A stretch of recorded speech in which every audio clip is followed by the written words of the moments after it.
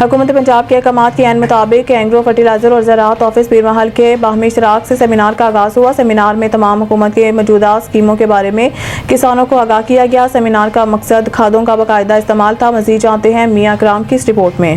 हुकूमत पंजाब के अहकामात के ऐन मुताबिक एंग्रो फर्टिलाइजर और ज़राअत ऑफिसर आसम मिन्हास के बाहमी इश्तराक से सेमिनार का आगाज़ हुआ। सेमिनार का मकसद फसलों की पैदावार में बेहतरी लाना और खादों का प्रॉपर इस्तेमाल था।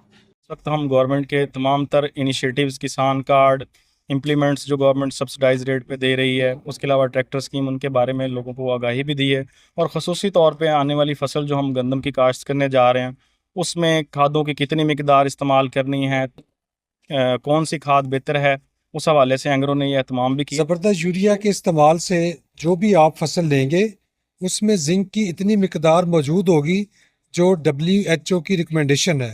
उसके इस्तेमाल से आपके इंसानों की सेहत भी बेहतर होगी, और अगर आप चारे पे डालते हैं तो आपके जानवर जो चारा खाएंगे उनका सेहत भी बेहतर होगी और उनके दूध की मिकदार भी बढ़ेगी। सेमिनार में आए सीनियर एंग्रो फर्टिलाइजर के ऑफिसर्स ने जिंक की अफादियत और खादों के प्रॉपर इस्तेमाल और अफादियत के बारे में बातचीत की। ज़राअत ऑफिसर आसम मिन्हास ने मौजूदा हुकूमती पॉलिसियों को मद्देनजर रखते हुए स्कीमों के बारे में आगाही दी और स्मॉग अवेयरनेस के बारे में बातचीत की। और किसानों के सवालों के जवाब देने के बाद किसानों ने एंग्रो फर्टिलाइजर और ज़राअत ऑफिसर आसम मिन्हास का शुक्रिया अदा किया।